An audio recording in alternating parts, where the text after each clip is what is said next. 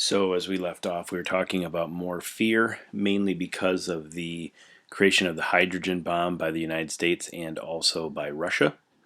And we said people were fearful of another war. Um, that was seen in these things that were actually given to citizens by the official U.S. government. As you see there, a reprint of the official U.S. government booklet, 10 cents, How to Survive Under an Atomic Attack.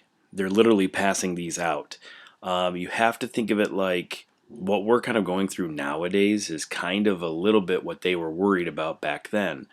The government was really pushing, how to survive this stuff, how to be prepared, telling people they should have canned goods and, shelters, bomb shelters in place. And books were about nuclear war.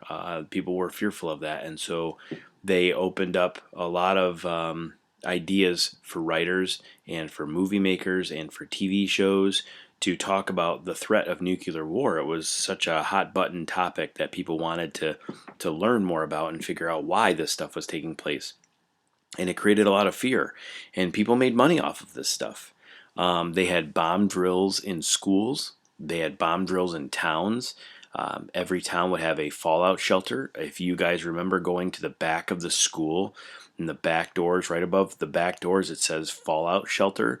Our school was a fallout shelter during this time period, during the Cold War. And the people from the city of Burton would be able to go to the school. If they heard the sirens, they would be able to go to school, go to our school, and go to the basement.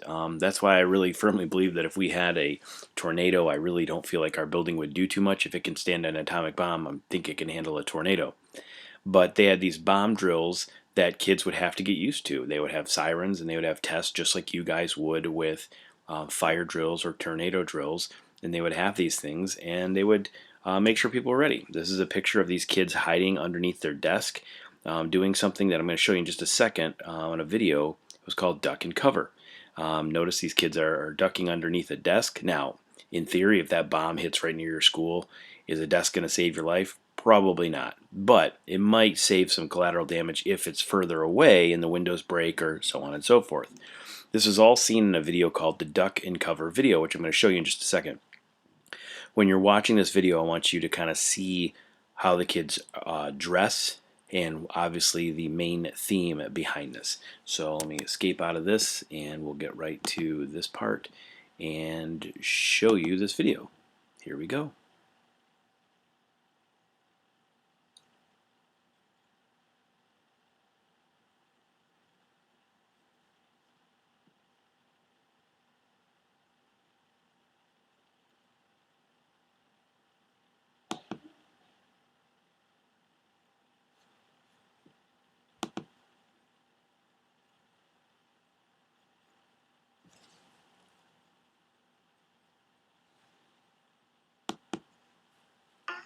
Beedle-dum-dum, beedle-dum-dum, beedle-dum-dum.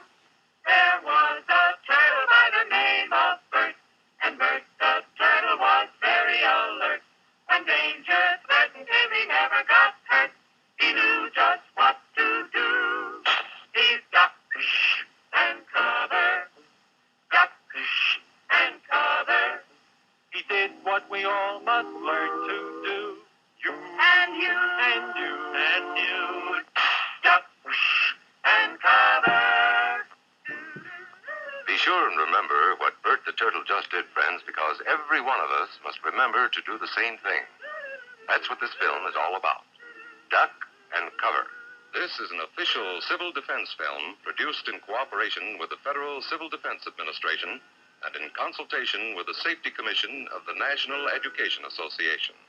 Produced by Archer Productions, Incorporated. Hey, Bert, come on out and meet all these nice people, please. Oh, all right. We really can't blame you. You see, Bert is a very, very careful fellow. When there's danger, this is the way he keeps from being hurt. Sometimes it even saves his life. That's why these children are practicing to duck and cover just as you do in your school. We all know the atomic bomb is very dangerous. Since it may be used against us, we must get ready for it, just as we are ready for many other dangers that are around us all the time. Fire is a danger. It can burn whole buildings if someone is careless. but we are ready for fire. We have a fine fire department to put out the fire, and you have fire drills in your school so you know what to do. Automobiles can be dangerous, too. They sometimes cause bad accidents, but we are ready. We have safety rules that car drivers and people who are walking must obey. Now, we must be ready for a new danger, the atomic bomb. First, you have to know what happens when an atomic bomb explodes. You will know when it comes. We hope it never comes, but we must get ready. It looks something like this. There is a bright flash, brighter than the sun, brighter than anything you've ever seen. If you were not ready, did not know what to do, it could hurt you in different ways. It could knock you down hard, or throw you against a tree or a wall. It is such a big explosion, it can smash in buildings and knock signboards over and break windows all over town. But if you duck and cover, like Bert, you will be much safer. You know how bad sunburn can feel. The atomic bomb flash could burn you worse than a terrible sunburn, especially where you're not covered. Now, you and I don't have shells to crawl into like Bert the Turtle, so we have to cover up in our own way. First, you duck, and then you cover. And very tightly, you cover the back of your neck, your face.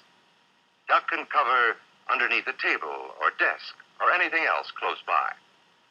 In Betty's school, they are talking about the atomic bomb, too. Betty is asking her teacher, how can we tell when the atomic bomb may explode? And her teacher is explaining that there are two kinds of attack, with warning and without any warning. We think that most of the time we will be warned before the bomb explodes, so there will be time for us to get into our homes, schools, or some other safe place. Our civil defense workers and our men in uniform will do everything they can to warn us before enemy planes can bring a bomb near us. You may be in your schoolyard playing when the signal comes. That signal means to stop whatever you are doing and get to the nearest safe place fast.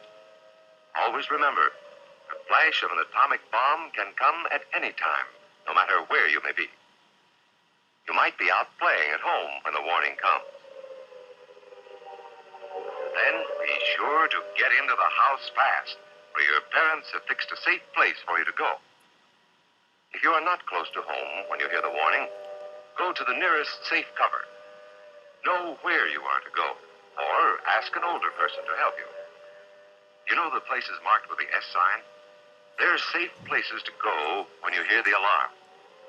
If there is a warning, you will hear it before the bomb explodes. But sometimes, and this is very, very important, sometimes the bomb might explode without any warning. Then the first thing we would know about it would be the flash. And that means duck and cover fast, wherever you are. There's no time to look around or wait.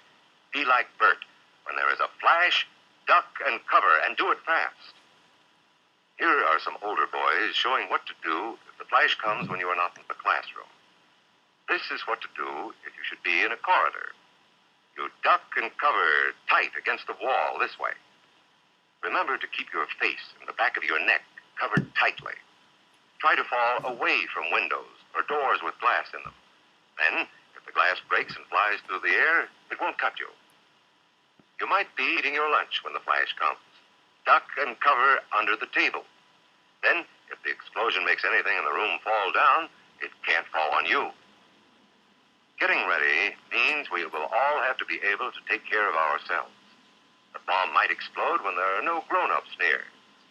Paul and Patty know this, and they're always ready to take care of themselves. Here they are on their way to school on a beautiful spring day. But no matter where they go or what they do, they always try to remember what to do if the atom bomb explodes right then.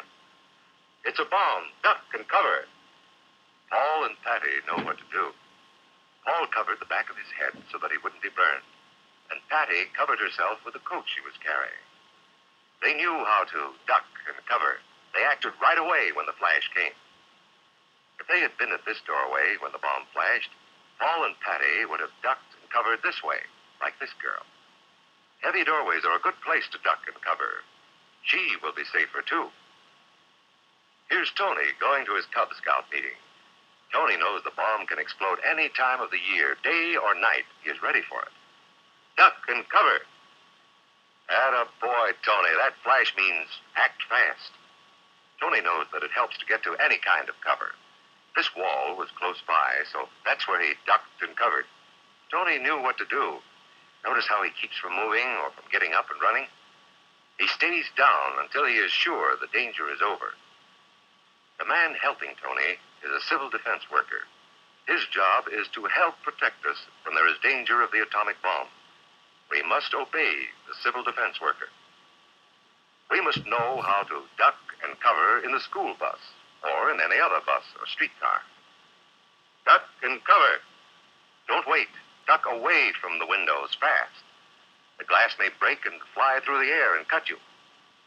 Sundays, holidays, vacation time, we must be ready every day, all the time, to do the right thing if the atomic bomb explodes. Duck and cover. This family knows what to do, just as your own family should. They know that even a thin cloth helps protect them. Even a newspaper can save you from a bad burn.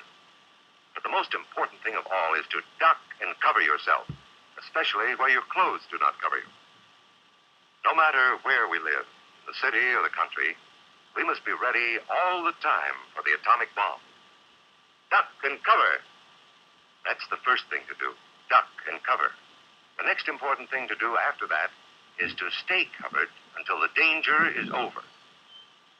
Yes, we must all get ready now, so we know how to save ourselves if the atomic bomb ever explodes near us. If you do not know just what to do, ask your teacher when this film is over. Discuss what you could do in different places if a bomb explodes. Older people will help us as they always do. There might not be any grown-ups around when the bomb explodes. Then, you're on your own. Remember what to do, friends. Now tell me right out loud. What are you supposed to do when you see the flash? Duck and cover. Duck and cover. Duck and cover.